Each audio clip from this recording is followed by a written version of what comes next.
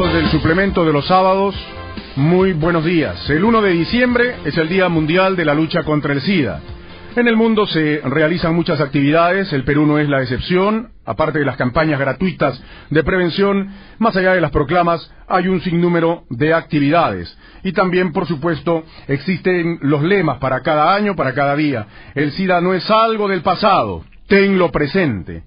Este 1 de diciembre, el Día Mundial de la Lucha contra el SIDA, con el lema, el SIDA no es algo del pasado, tenlo presente. ¿Cuántos tienen presente la presencia del SIDA? Porque a pesar de los esfuerzos sabemos que hay 65.000 personas con VIH y solo la mitad tiene diagnóstico. Así que es un tema que preocupa, que hay que mantenerse vigilante y de alguna forma no vacilar en lo que representa la educación, para frenar y alcanzar esto que ha sido también la proclama de la Organización de las Naciones Unidas, que al año 2030 se debe terminar esta pandemia. ¿Será posible? ¿Alcanzará la humanidad, como se plantea la Organización de las Naciones Unidas, que en el año 2030 desaparezca esta pandemia?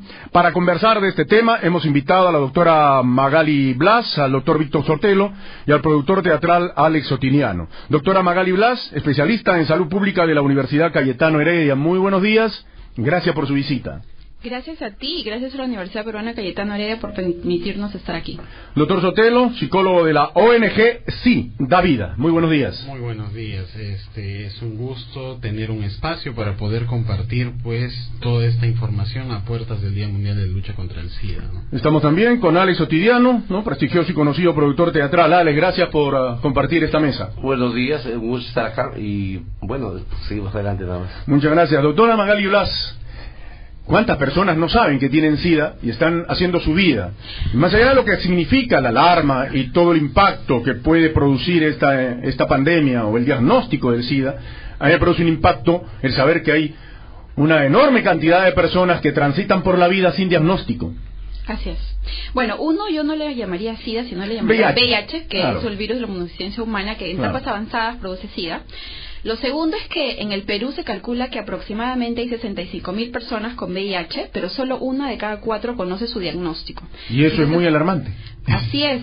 Y, por ejemplo, ¿no? Dentro de todas las poblaciones del Perú, si los dividimos en poblaciones, es aún la población de gays, bisexuales, mujeres trans y de hombres que tienen sexo con hombres, que le llamamos población clave, una de las poblaciones más afectadas, porque tiene prevalencia de VIH que la población general, en la cual la prevalencia de VIH es menor al 0.5%. Nos está diciendo que la comunidad que realizar medidas de prevención, obviamente, en todas las comunidades, por ejemplo, tamizaje a mujeres embarazadas para evitar que la mujer le pase el VIH a su hijo, ¿ok?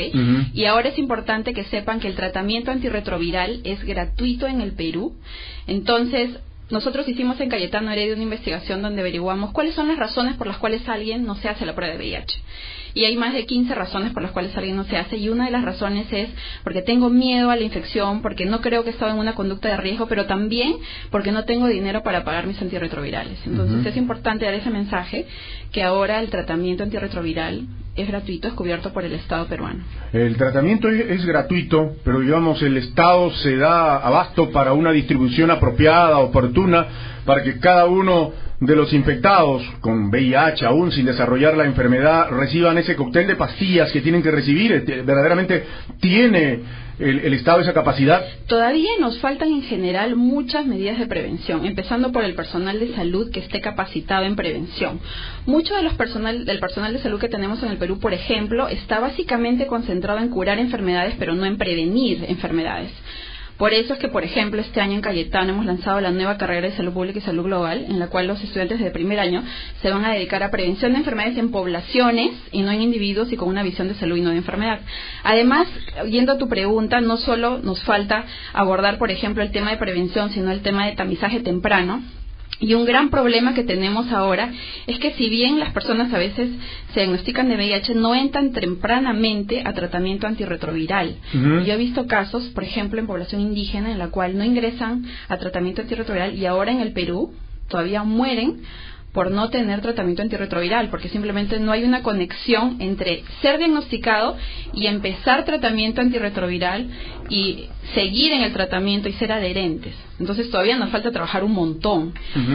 Afortunadamente en el Perú la epidemia está estable, pero aún tenemos poblaciones afectadas por la epidemia, en la cual necesitamos realizar bastante trabajo en prevención. Cuando dice está estable, ni sube ni baja, ¿está en su sitio? ¿O ha decrecido, digamos, la cantidad de infectados? En el mundo, el número de infecciones ha disminuido. El número de nuevas infecciones ha disminuido. O sea, no es, digamos, una verborrea, un discurso, el decir que se puede acabar con esta pandemia. De hecho, en el reporte de ONUCIDA del 2013, que se llama The Gap, la brecha, se reporta que el número de nuevas infecciones en el mundo ha disminuido porque tenemos ahora terapia antirretroviral. De hecho, en el Perú, por ejemplo, ha mejorado en 55% la expectativa, porque las personas viven más, ha disminuido la mortalidad en 55% del 2002 al 2013, pero aún todavía nos falta trabajar en muchas cosas. Doctor Víctor Sotelo, el año pasado, el Día del SIDA tuvo el lema "Hazte la prueba, es mejor saber". Y insisto, porque me llama la atención tanta gente que esté caminando sin saber, ya sea por miedo o otra razón, que no tenga todavía el diagnóstico, ¿no? Por eso decía y recordaba el lema "Hazte la prueba, es mejor saber". Sabemos también del papel que juegan las ONG. La ONG sí da vida. ¿Qué papel está jugando en despertar este interés en que las personas por lo menos tengan diagnóstico? Ya, en SIDA Vida nosotros trabajamos todo lo que es prevención primaria y secundaria, haciendo campañas de sensibilización pues en las discotecas donde particularmente acude esta población clave. Para nosotros es muy importante el hecho de hacer que las personas tengan y tomen esa conciencia de poder ir a hacerse una prueba. No es fácil, no es sencillo, porque como la doctora lo ha mencionado, hay muchas razones por las cuales a veces una persona duda de ir a hacerse una prueba, comenzando inclusive por el tema del precio. Hay muchos lugares donde difícilmente pues las pruebas son gratuitas. Entonces hoy en día sí se está dando esa posibilidad. Por ejemplo, en SIDA Vida sí estamos tomando pruebas de VIH. Pero más que el miedo no es el no quiero saber. El miedo, más que el dinero, no quiero saber, me da miedo. Hay toda una cuestión psicológica dentro de eso, pero las razones, pues, es un mecanismo de defensa. Porque ahora hay muchos centros de salud que, digamos, el examen cuesta muy poco y muy poco relativamente. Hay quienes no tienen a veces en este país todavía para el menú del día, pero pienso que es el temblor de saber que tienen la infección es lo que más los frena, ese miedo. Lamentablemente hoy en día se está teniendo una pobre política de prevención. Una pobre política de prevención. Creemos que solamente de repente dar un folleto o una pequeña información o una pequeña es algo charla, rutinario, ¿no? O también el tiempo en que nosotros damos esa información. Hoy en día solamente se está esperando hasta el 1 de diciembre para que se haga una gran campaña. Un poco de bulla. Un poquito de bulla para darnos del tema. ¿Y estás de acuerdo con la doctora cuando dice que la comunidad gay es la que más se infecta? Y porque también revisábamos datos que la comunidad heterosexual había entrado en un nivel de infección totalmente de acuerdo, imparable. Pero también hay que tener presente pues que existe también una población puente, y son aquellas personas pues que tienen relaciones sexuales con hombres pero que a su vez también tienen relaciones sexuales con sus esposas. Hoy en día nosotros sabemos que de 10 mujeres viviendo con VIH, 9 lo han contraído con sus esposos. Entonces es casi más ¿Se están infectando más las mujeres que los hombres? En general, si tú ves la epidemia en los últimos años, más o menos hay por cada 3 hombres infectados una mujer, y eso se ha mantenido en los últimos años. Entonces no es que está aumentando eso, sino que sigue igual. Pero como lo dice el doctor, es importante recalcar a las mujeres que me escuchan que el mayor factor de riesgo de ustedes son sus parejas. Entonces, en el mundo, por ejemplo, analizamos Estados Unidos y vemos cuál es el factor de riesgo de una mujer. Puede ser trabajo sexual, o porque se inyecta drogas endovenosas, o porque tiene múltiples parejas sexuales y no usa condón. En el Perú, una mujer puede tener una sola pareja toda su vida y infectarse al VIH. Entonces el factor de riesgo no es el comportamiento de la mujer en sí, sino es su pareja. Por eso es que es importante educar a nuestros hijos sobre qué pareja elegir, cómo cuidarse, cómo usar el condón y dar mensajes de educación sexual integral desde la casa y el colegio, desde pequeños. Bueno, Alex Otiniano, hemos estado escuchando y nos tomábamos un tiempo para escuchar tu criterio, tu pensamiento sobre lo que han planteado nuestros invitados también, y el tema del diagnóstico, el hecho que el contagio o la infección hombre a hombre o entre la comunidad homosexual sea más elevada.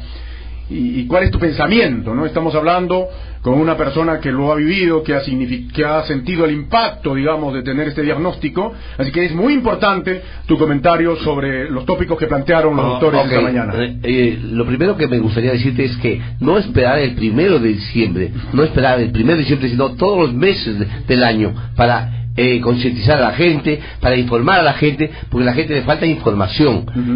Y a la gente que por A o B no se hace una prueba, que se hagan, que no tengan miedo. Yo soy una persona que hace 10 años vivo con VIH, que no me ha causado ningún problema, que llevo mi rutina como debe ser, he cambiado un poco mi modo de vida para bien, estoy controlado con mis retrovirales que me los da el Estado, el programa de Targa, que es un programa gratuito, pero eso es porque yo me saqué la prueba, porque tomé conciencia de lo que es esto, no tuve miedo, y no tiene nadie por qué tener miedo. Vayan y sáquense la prueba. Es mejor saber, y es mejor saber si uno está infectado o no, porque si está infectado puede asumir su tratamiento y no le pasa nada. Es la cosa más ilógica tener miedo, porque es más, la gente conmigo nunca he tenido problema con nadie de discriminación, de cualquier problema, jamás he tenido un acto de esa naturaleza. Cuando dices tomar conciencia, es ir al encuentro de la verdad con el diagnóstico, pero también a un cambio de conducta, digamos, por ejemplo, el tema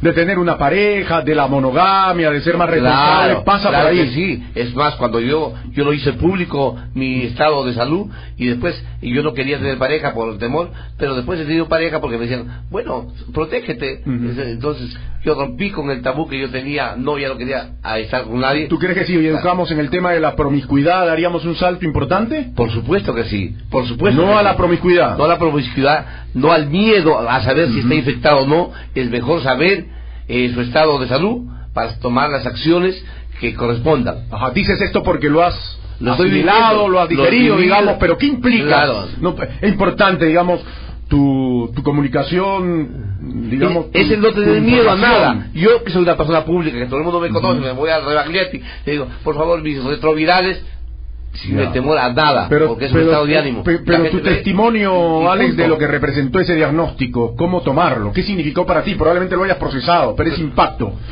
no te produjo un impacto que la gente quizás no quiera vivir. Por mi carácter fue un impacto que me duró un día. Porque yo dije, ¿por qué? Y después dije, ¿qué conciencia? Si he llevado una vida, la pareja última que he tenido ha sido muy movida, y ahora tengo que tomar las acciones para seguir viviendo con dignidad y viviendo bien, y lo estoy haciendo encima de tener una enfermedad de retroviral, de insuficiencia renal, que es una enfermedad hereditaria de mi padre, que eso me causa más problemas que el VIH, y a mí me lavan la sangre por la enfermedad de la insuficiencia renal. Las enfermeras del Metropolitano que me atienden con todo cariño, con todo cuidado y con nada de temor. Pero hablamos de lo que representa cambiar tus formas de vida, la responsabilidad, el tener una pareja, el no ser promiscuo. Eso cambió indudablemente. Creo que ahí tiene que haber una educación sostenida para evitar también cualquier impasse que pueda seguir contagiando gente, que eso es completamente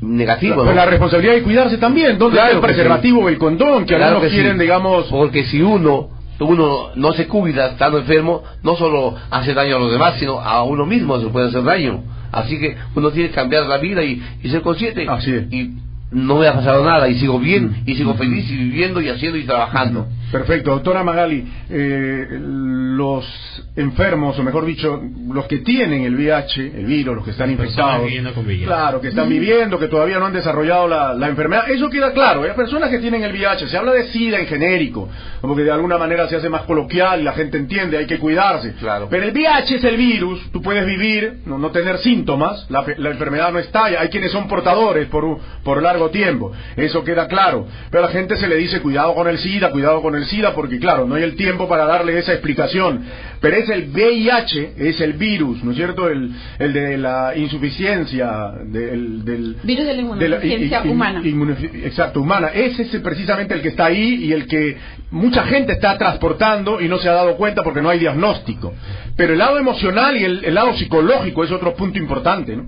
Claro, de hecho, si tú te enteras que tienes VIH, te impacta al comienzo, pero como dice Alex, es excelente el mensaje que él da, porque ahora el VIH es una enfermedad crónica y eso es lo que la mayoría de personas deben entender, sino que todavía estamos concentrados en las campañas de los 80, donde VIH era igual a un ataúd, y así lo mostraban en los medios de comunicación, y eso ha tenido tal impacto que la gente ahora tiene miedo a hacerse la prueba porque piensa que se va a morir. Entonces, por eso es que el mensaje de que el VIH es una enfermedad crónica y yo puedo vivir, tengo 10 años, como dice Alex, ¿no? Y estoy bien, ese mensaje es importante porque disminuye el miedo. ¿Se puede vivir toda la vida con el virus de inmunodeficiencia humana, digamos? Todos los años que tú quieras puedes vivir. Más problemas me da la insuficiencia renal que el VIH. Algo muy importante que nosotros, por ejemplo, promovemos en SIDA Vida es enseñarle a las personas para que no tengan ese miedo, es nosotros quitamos la palabrita enfermedad, que sí, por términos médicos es adecuado, pero por temas sociales comunitarios nosotros utilizamos el término condición. Y le decimos a las personas que vivir con VIH es vivir con una condición crónica de salud.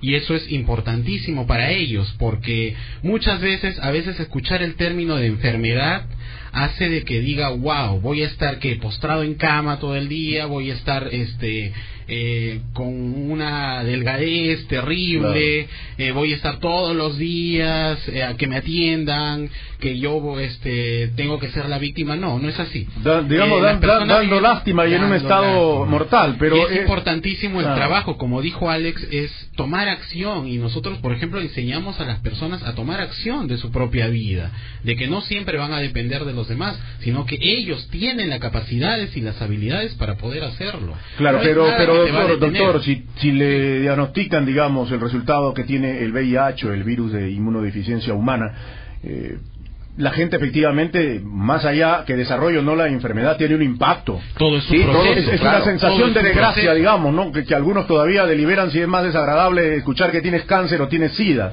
Psicológicamente, usted como psicólogo, digamos, lo que implica la terapia, el poder orientar a una persona que recibe este impacto, ¿no? Creo que es importante y trascendente. Toda pérdida requiere un proceso de duelo. Y eso está clarísimo. Pero estamos en constante pérdida a cada momento. Y ese proceso de duelo tiene que tener justamente su tiempo. No todas las personas lo van a tomar de la misma manera. Pero justamente... Ahí juegan un papel ustedes, la consejería, ¿no? Así es. Pero la consejería de pares también. Yo tengo muchos amigos que han venido a mí, yo les he hablado, les he acompañado a Vía Libre, por decir, y varios han salido positivos, y les he hablado, y bueno, y ahora asume su realidad, tomando su retroviral y llevando una vida ordenada, porque me dice, tú no tienes nada. Digo, porque yo he tomado conciencia, y todos los seres humanos lo podemos hacer, no esperemos. Y por último, si no vamos a un médico, uno mismo saca las fuerzas, y uno mismo piensa que quiere vivir y vivir bien, y para eso toma las actitudes que debe hacer. ¿Cuántas pastillas diarias hay que tomar? Dicen un cóctel de pastillas. Yo tomo solo tomo 3. 3 diarias. Nada más. 3 diarias. Hoy en día ha cambiado eso, ahora las pastillas se han vuelto un comprimido. Lo que antes se tomaba 16, 17, hoy se toma 2 o 3 al día. Y es como tomarse una pastilla para la gripe. Se toma normal y se tienen que estar tomando siempre, doctora, siempre esas pastillas, no dejar de tomar esas pastillas. Sí, producen efectos contrarios, adversos, porque claro, no es fácil también escuchar que todos los días, yo me imagino, me dan el diagnóstico y todos los días estar tomando las pastillas, debe ser también un tema preocupante que, como dice el doctor, con consejería hay que saberlo llevar, aceptar, ¿no? Claro, como todo medicamento produce efectos adversos, pero en algunos casos, en algunos no es bien variable, pero algo importante que quiero que sepan es que si tú has tenido una conducta de riesgo, si tú esperas mucho más tiempo, tu esperanza de vida va a disminuir. Por ejemplo, si tu nivel de CD4, que es un nivel que nosotros evaluamos para ver qué tanta inmunidad tienes, es menor a 250, tu esperanza has perdido 10 años de vida. Entonces, si aparece la enfermedad, para decirle al oyente, a la gente que está escuchando el suplemento de los sábados en Radio Libertad, si la gente espera o no va al diagnóstico y aparecen ya las enfermedades, ¿no? El SIDA. El SIDA, claro. SIDA, claro, es más o menos 2 a 3 años ya, de esperanza de vida. Si aparecen ya las enfermedades con los antirretrovirales, ¿hay algo que hacer? Bueno, claro, puedes detener la progresión de la enfermedad, pero lo ideal es no esperar a que tu inmunidad esté baja para empezar tratamiento, porque mientras más baja esté, la esperanza de vida es menor y obviamente es más difícil.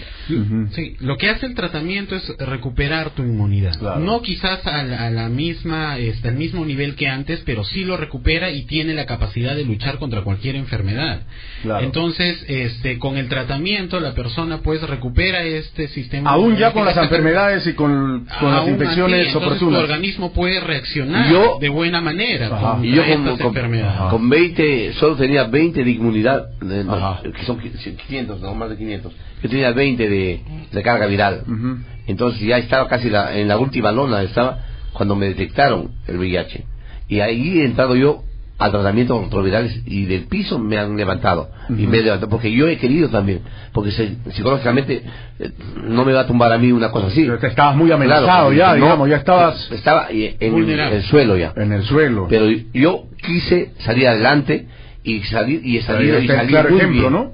De tu recuperación. Y acá tenemos a Alex Otiniano. Y para decirle a la gente, doctora, hay gente que piensa todavía con cierto sentido de discriminación, con miedo, el dar la mano, el dar un beso. ¿Se puede adquirir la infección por un beso, por las lágrimas, otros fluidos que no sean semen, sangre? ¿Me ayuda, por favor? Semen, sangre. La única forma de contraer el VIH es la más frecuente es relaciones sexuales sin protección, relaciones vaginales, anales, orales también pueden, puedes infectarte al VIH, transfusiones de sangre. Sexo oral sí te puede contagiar infectar de VIH. Así es. El sexo oral sin protección sí puede contagiarte de VIH, sobre todo si tienes úlceras, por ejemplo, en la boca o en algún lugar que hace eso implica que besar también puede contagiar, un beso erótico, digamos. Beso seco no, un beso erótico. Por ejemplo, abrazos, no te puedes contagiar. Por dar la mano, no te vas a infectar del VIH. Un beso con fluidos, saliva.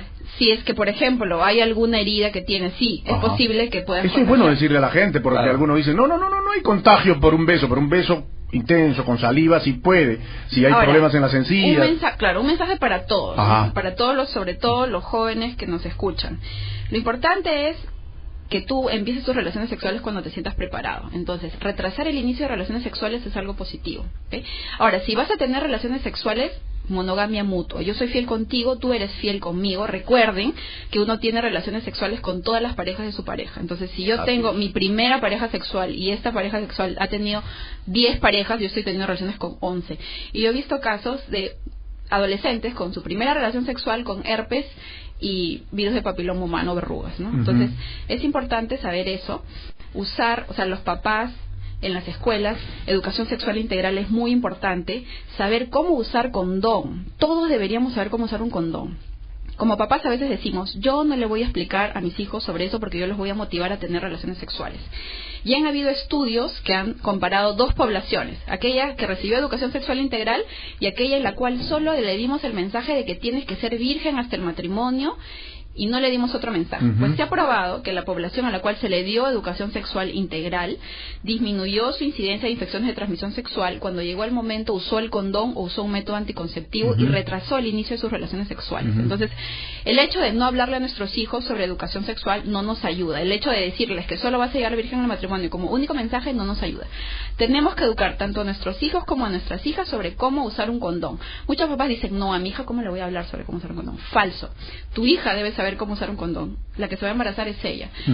Si tú comparas hombres y mujeres, a quien más afecta las infecciones de transmisión sexual son a las mujeres, ¿no? ¿Por qué? Porque conlleva fertilidad, conlleva, por ejemplo, si se embaraza, problemas en el recién nacido, ¿ok? Puedes haber sífilis congénita en el recién nacido. Entonces tenemos que hablarles a ambos. Educación sexual integral, hablarles desde pequeños sobre que esta es la vagina, que esto es el pene, cómo se hace un hijo, por ejemplo, cómo se usa un condón. Un condón te salva una vida. Hay algunas ideas inadecuadas, incluso por el uso del preservativo. Algunos dicen doble preservativo. Y ese es el supuestamente porcentaje de inefectividad del preservativo. Dicen, no, el preservativo no es efectivo. Claro, no es efectivo si no lo sabes usar. A veces dicen, no, por el porito se pasa el virus. Sí, falso. o como dicen, no, ponte doble, ¿por qué mayor protección? Imposible. La fricción de ambos preservativos se rompen. O tener sexo oral intenso con el preservativo y luego el acto sexual, ya el preservativo puede llegar también dañado. Entonces, o el tipo de lubricante que usas, que tiene que ser lubricantes a base de agua, no usar aceite. ¿Cómo saber, por ejemplo, cuando comprar un condón, dónde comprarlo? Saber la fecha de expiración. Si ya expiró, obviamente no lo voy a usar. Y no llevarlo en la billetera, ¿no? Exacto, llevarlo en la camisa, en la cartera, ver cuando uno lo compra que sea colchonadito, ¿no? Porque si no, si es que ya se rompió esa colchón de aire, pues ya probablemente haya habido un hueco ahí. Saber cómo abrir un condón, no con los dientes, no con tijeras, sino con las puntas de los dedos. Hay una ranurita especial por donde uno lo abre. Saber cómo uno se pone un condón. Que es importante presionar la puntita de aire para que no se llene de aire, la puntita del condón, y deslizarlo. Obviamente uno no practica en su primera relación sexual, uno lo tiene que practicar antes, y hay no sé, con cualquier material, plátanos, etcétera, cómo poner un condón, para dónde desenrollarlo, no desenrollarlo al revés, en qué momento ponérselo, antes de cualquier contacto. Algunos dicen, no, yo si penetro al comienzo no había hecho eso, lo único que voy a hacer para no contagiar a mi pareja es no eyacular. Falso. Desde el inicio del contacto sexual, en las secreciones iniciales ya puede haber virus, entonces tienes que ponerlo desde el comienzo y sacarlo cuando termine. Bueno, es importante, perdón doctor, vamos a tener una pausa, pero lo que implica la educación, decía también Alex, lo que es la responsabilidad con tu pareja, la monogamia, un tema por lo demás delicado, y no creo que esté exagerando, porque decirle a la gente que tiene que ser muy responsable y tener solo una pareja, o practicar la monogamia, es un tema social muy complicado. Incluso hay tantos comentaristas y analistas de prestigio que dicen el ser humano por naturaleza es polígamo, dicen, no es monógamo. Entonces es un tema muy intenso en cuanto a la educación, pero mientras se educa, el preservativo, o siempre, el preservativo será un elemento importante de protección. Retornaremos con nuestros invitados y con este tema muy interesante para la humanidad. El 1 de diciembre, se celebra el Día Internacional de la Lucha contra el SIDA. Pausa y volvemos con el suplemento de los sábados en tu Radio Libertad. Sintonizas Radio Libertad en los 820 de la amplitud modulada y en www.radiolibertad.com.pe. Radio Libertad, la primera emisora musical del Perú.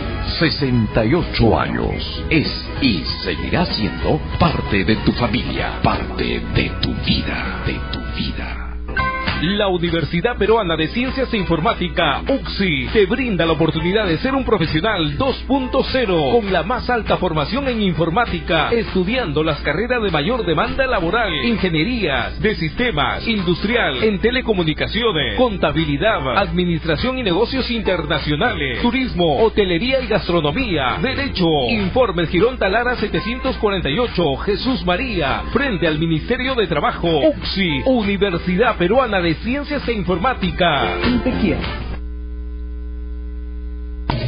Hidrostal es una empresa con 61 años de experiencia y reconocimiento mundial, con presencia en más de 40 países. Te brinda bombas para líquidos limpios, pozos profundos, equipos de pesca, motores y transformadores. En Hidrostal instalamos, ponemos en marcha y capacitamos a tu personal. Además, contamos con un amplio stock de repuesto. Hidrostal, siempre líderes en la fabricación de bombas.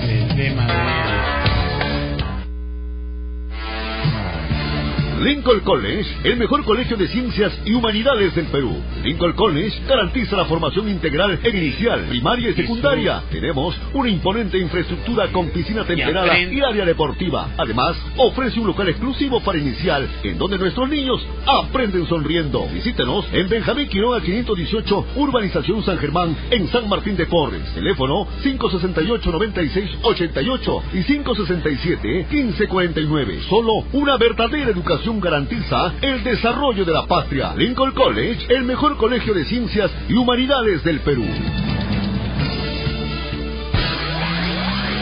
Cedea Motors vende Hyundai, la mejor marca del mundo. La H1, estupenda camioneta para 12 pasajeros. La H1 Panel, poderosa camioneta de carga. Los mejores camiones también son Hyundai. El H100 Porter para 10 toneladas. El HD65 de 4 toneladas. Y nuestro HD78 carga 5 toneladas. Los camiones Hyundai solo frenan para seguir cargando. Visítenos en la avenida Nicolás Arriba 251. Teléfono 472-8217. Y en nuestro taller de Horacio Cachay Díaz 375 La Victoria. Teléfono 225-7838. Hermosos automóviles, estupendas camionetas y poderosos camiones. Cedea Motors vende Hyundai.